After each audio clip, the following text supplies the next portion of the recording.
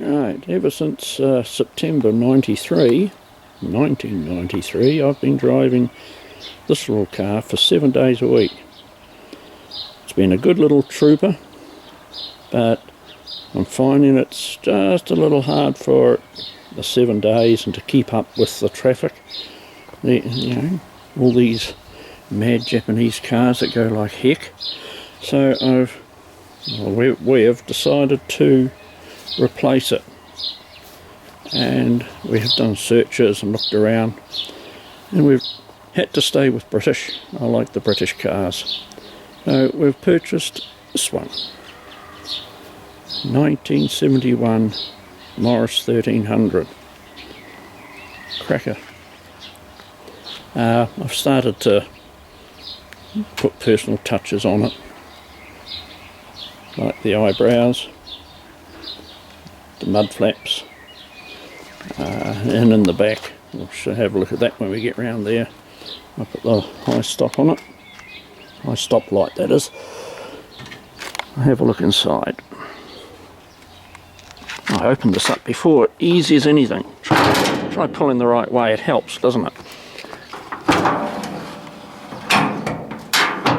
There we go. Nice and clean under there, obviously being steam cleaned. Previous owner put an alternator on. You'll explain why that put an alternator on when we have a look inside. Very tidy, very tidy. Okay, try and put that down.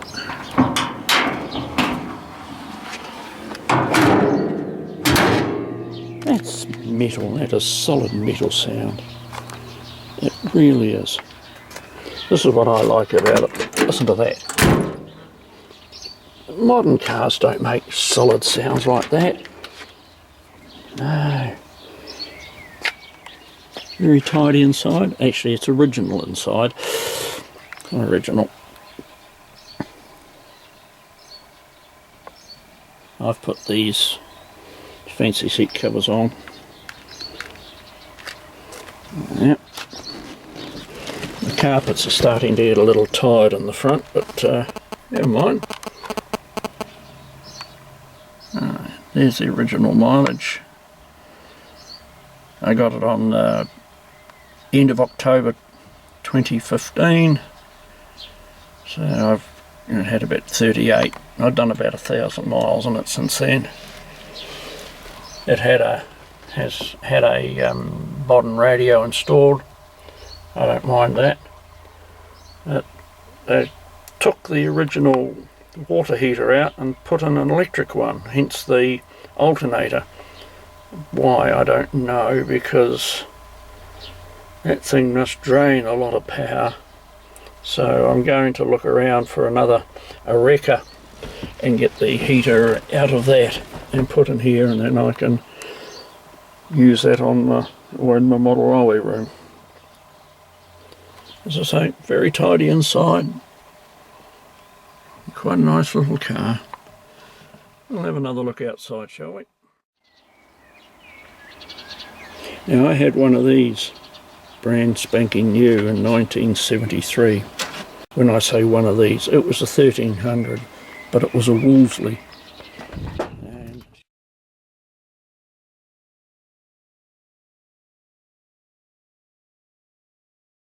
it's actually an automatic one. And I very, very much like the 1300s. Look at the style of that line there. A nice boot. I'll put that stoplight on there, as you can see, the high stoplight. Yeah, it is a roomy sort of boot, but I'm finding it's a bit hard to get things in and out, getting a bit older, you know. Spare wheels under there, so that means all your luggage has got to come out if you get a puncture. And to access your steering wheel, I used to have your spare wheel. I used to have a Mori 10.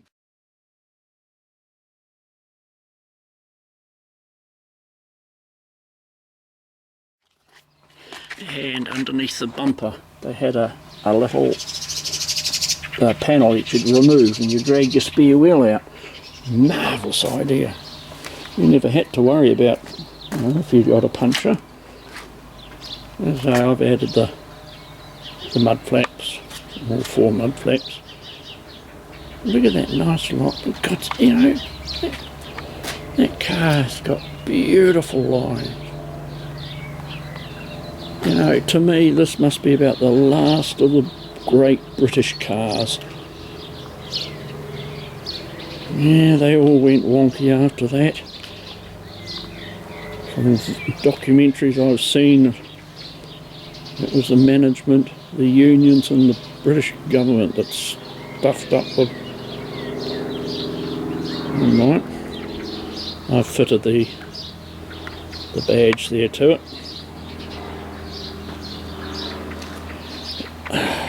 Love it. Let's go for a drive, eh?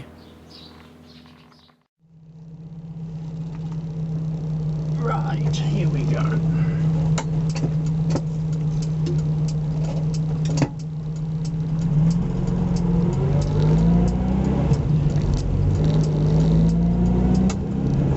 Since I've driven one of these.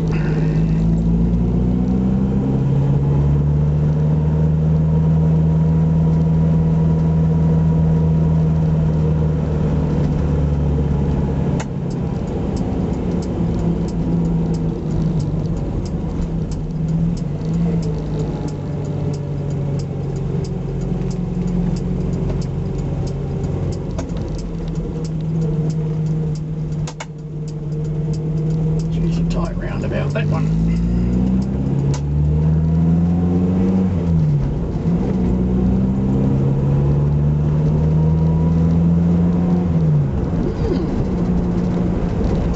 Bit of power there.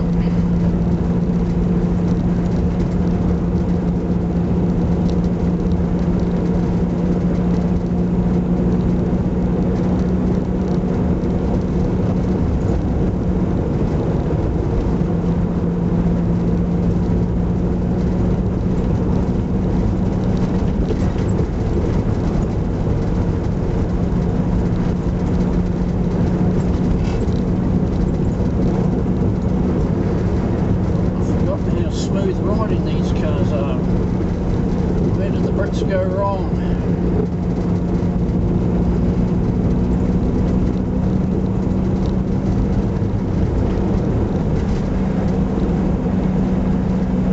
Beautiful riding car.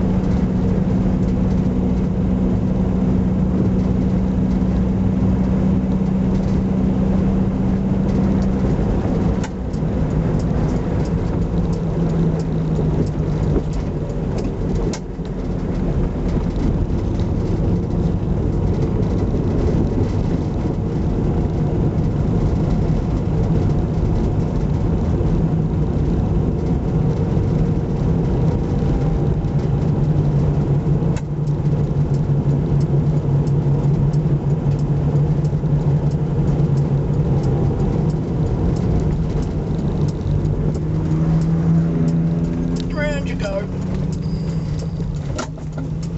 The steering seemed a wee bit unresponsive.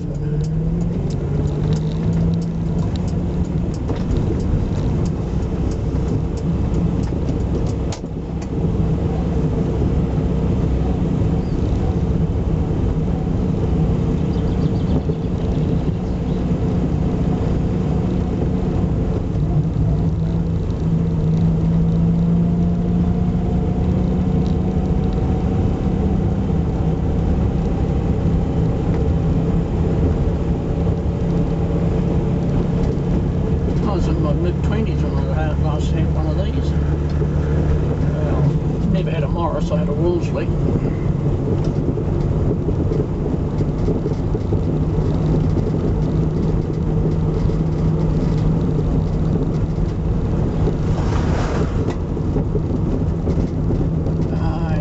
Time for a photo.